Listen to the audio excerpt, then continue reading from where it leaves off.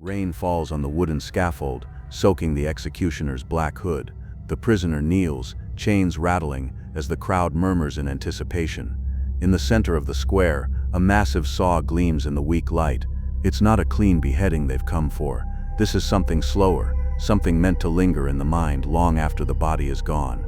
From boiling alive in cauldrons to being broken on the wheel, medieval justice wasn't always about ending a life quickly. Sometimes it was about making an example, dragging out the final moments until mercy itself became a distant dream. Today we'll step into that dark world and witness the most gruesome executions of the Middle Ages. The medieval world thrived on public spectacle. Punishment wasn't just a sentence, it was a performance. In a society ruled by kings, bishops, and superstition, executions became a form of theater where the price of crime was paid in flesh, blood, and screams. These weren't hidden behind prison walls. They were staged in marketplaces, town squares, and castle courtyards, where the smell of roasting meat or the sound of bones breaking could silence an entire crowd. But beneath the brutality was a purpose, a warning to anyone tempted to defy the law or the throne. The more horrific the method, the stronger the message. In this episode, we'll walk through the shadowed streets of medieval Europe, stopping at the gallows, the stake, and the execution wheel, to uncover history's darkest punishments. The square is already crowded before sunrise. Merchants have abandoned their stalls, mothers clutch their children close, and the air is thick with the smell of wet hay and wood smoke. At the center stands the execution wheel, a towering wooden circle mounted horizontally on a tall post, its spokes jutting out like the ribs of some ancient skeletal beast. To most, it's just a device for death.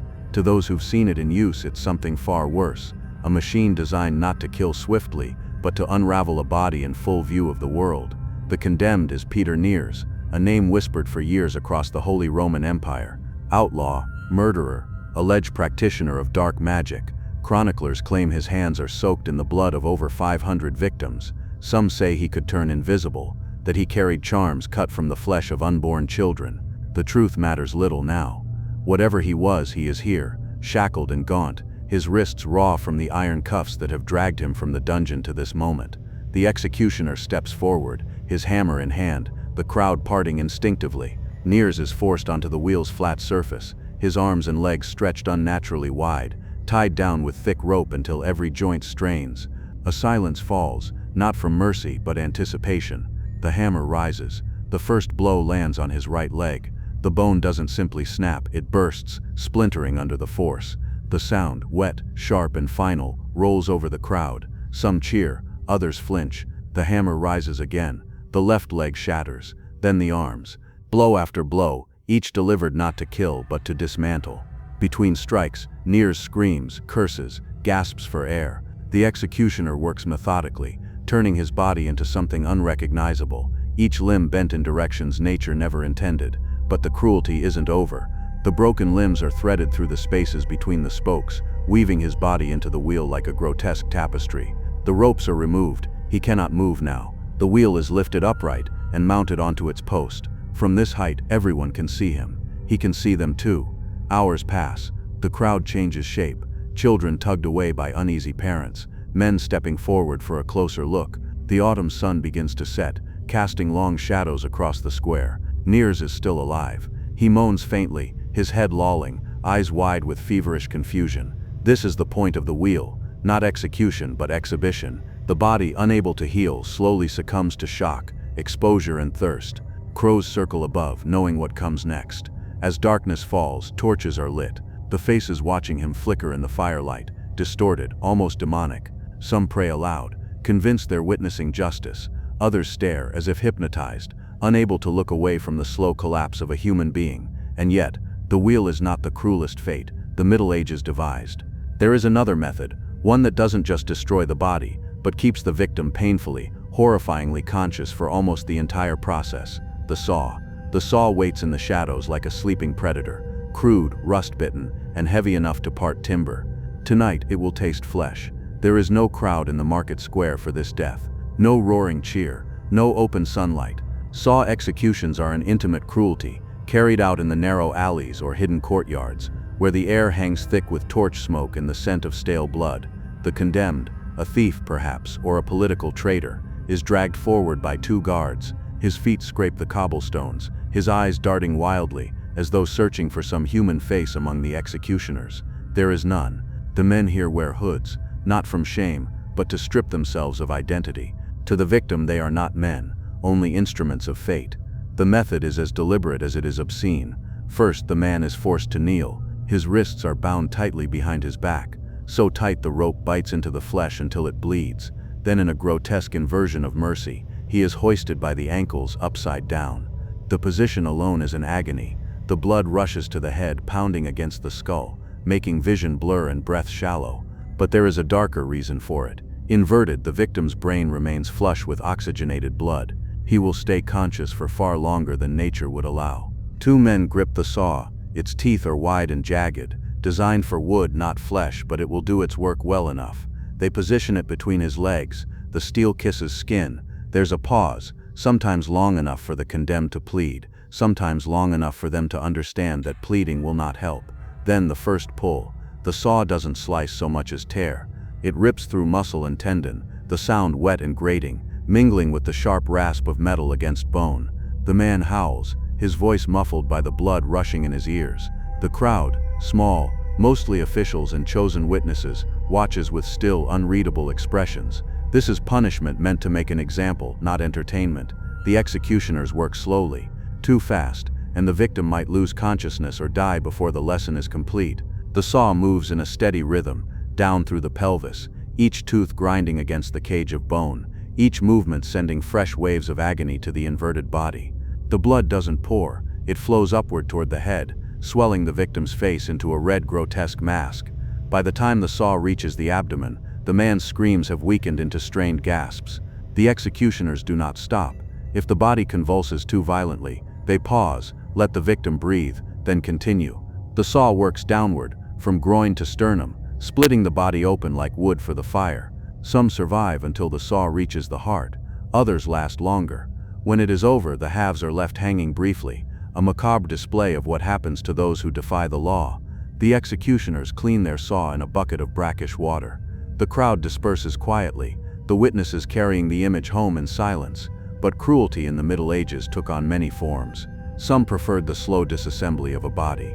Others favored terror that came not from steel but from the creatures that stalk the night, and the executioners knew how to use that fear. Next was the pit, and the snakes. The pit was not dug for the condemned. It had always been there, part of the underbelly of the fortress. A stone-lined cavity that stank of rot and mildew, sealed most of the year with a heavy iron grate. Few spoke of what lived inside it. Those who did whispered in the kind of tone reserved for curses and graveyards. It was said that in the black, damp hollow serpents nested among the bones of those who had been dropped there before.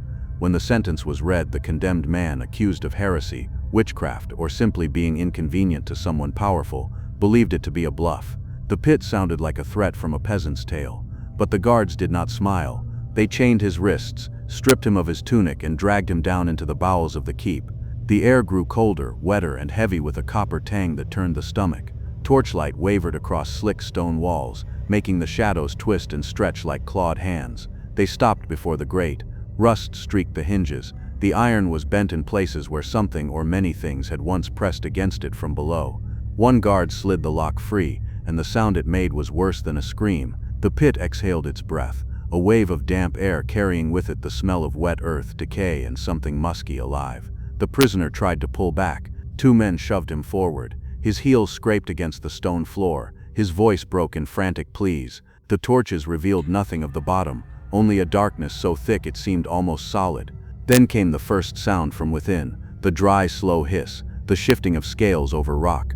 The drop was short, but the landing was jarring. The man's body hit wet stone, and pain jolted up his spine. He scrambled to his feet, but the walls were slick, the stones rounded and worn smooth by years of desperate fingers. Then movement came, not from above but around him. A thick shape slid against his ankle, coiling briefly before slipping away. Another brushed against his arm, leaving a trail of cold dampness. The snakes were many sizes, some as thick as a man's wrist, others no more than cords, but all were restless. Hunger had been engineered into the punishment. The creatures were fed rarely, just enough to keep them alive, just little enough to make them eager. The man tried to kick them away, but in the dark every sound was amplified. The hiss of breath, the rasp of scales, the thump of his own panicked heartbeat.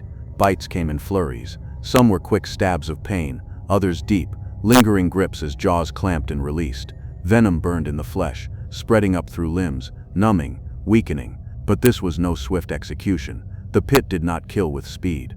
The snake's venom was rarely instantly fatal. Instead, it turned the victim into a trembling, fevered wreck, prone to hallucinations and muscle spasms. The man's voice grew hoarse from screaming. His cries echoed up through the grate, but no one answered. The guards above watched for a while, their faces unreadable, before closing the iron bars. Darkness swallowed everything again. Hours passed. The snakes, sated for the moment, retreated into the cracks in the walls, leaving the man slumped in the muck. But venom is patient. It crept through his blood like a slow fire, boiling his thoughts until dreams and reality twisted together. He saw things in the dark, faces of the dead, shapes writhing that might have been snakes or might have been the walls themselves moving. By morning he would be silent. His body would be left for the pit's residents to feed on at their leisure. And when the bones were clean, they would be pushed to the side to make space for the next soul destined to vanish into the black. The pit was not the most elaborate cruelty in the executioner's repertoire. For true theater, for the kind of death meant to terrify an entire city, nothing compared to the breaking wheel. The wheel was not a cartwheel stolen from some peasant's wagon. It was purpose-built, massive, rim-reinforced with iron, the spokes smooth and strong enough to hold a human body without snapping. It stood upright in the execution square like a grotesque monument, and when the sunlight struck it just right, the gleam of its metal bands looked almost ceremonial. In truth, there was nothing ceremonial about what it was meant to do. The condemned man was dragged out at dawn. His face was swollen from a night without sleep, his wrists raw from the rope. The crowd had already gathered, merchants with idle mornings, mothers clutching their children, beggars hoping for coin tossed by those too squeamish to watch. The breaking wheel was a spectacle, one that promised slow violence and an ending that even the most hardened could not watch without wincing. The executioner was a tall man with arms like tree trunks, his face hidden behind a hood. Beside him lay the tools of his craft, an iron cudgel, thick and blunt, its weight designed not to cut but to crush. It was not enough to kill. No, that would be too merciful. The goal was to break the body until it could no longer move, but still lived long enough to feel it. The prisoner was tied to the wheel, his limbs stretched between the spokes, his head lolled to the side as the sun caught in his half-closed eyes. Then the executioner raised the cudgel. The first blow landed on the shin, a wet crack, followed by a scream that cut through the air like torn cloth. The second blow fell on the other leg. Both were broken clean through, the bones splintering inside the skin. There was a rhythm to it, a calculated cruelty. The executioner worked his way up, striking arms next, then the thighs, always avoiding the chest and head. The goal was to leave the victim breathing, conscious, but reduced to a shattered frame of flesh and bone. Each strike was followed by a shuddering gasp from the man on the wheel, his voice breaking into a low, continuous moan. The crowd's reactions were mixed. Some turned away after the first few blows, others leaned forward, eager for each sound of breaking bone. Children clutched their mothers' skirts, their wide eyes catching every detail whether they wanted to or not. When the limbs were ruined beyond repair, the executioner began the next phase. The man's body was untied, limp as a rag, and woven between the spokes of the wheel, an impossible contortion that twisted the shattered bones into grotesque angles. Then the wheel itself was hoisted upright on a tall post, the victim displayed above the crowd like a trophy. From that height the condemned could see everything. The faces in the crowd, the rooftops, the blue sliver of sky.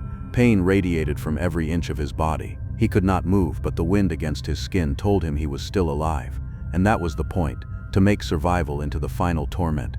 Death on the wheel could take hours. Sometimes it took days. Crows would gather first, then stray dogs, all waiting for the moment when life finally slipped away. Those condemned to this fate often prayed for death after the first hour, their voices hoarse, lips cracked in the sun. When the man's cries grew weak, the executioner stepped forward once more. This time the cudgel fell on the chest, a blow meant to shatter the ribs and rupture the organs. It was not mercy, only the final step. The sound was different now, deeper, wetter. A few more strikes, and the body slumped, its head falling forward in stillness. The crowd began to disperse. Mothers pulled children away, merchants returned to their stalls, and the wheel remained, high above the square, a warning that would stay for days until the bones were picked clean by time and carrion birds. In the end, the breaking wheel did not just kill a man, It displayed the fragility of the human form in the most public way possible, and as the sun dipped lower, its shadow stretched long across the cobblestones, as if the cruelty itself lingered, even after the last breath had gone. When we look back at the Middle Ages, it's tempting to see its punishments as barbaric relics of a distant past, but the truth is more unsettling. These executions weren't mindless acts of cruelty. They were carefully staged events, designed to remind the living of the consequences of stepping out of line. Each breaking wheel, each saw, each flame was a tool of control wielded by those in power. And while the scaffolds may be gone, the impulse to turn punishment into a public spectacle hasn't entirely vanished. History has a way of repeating itself, and the echoes of the Middle Ages are closer than we think.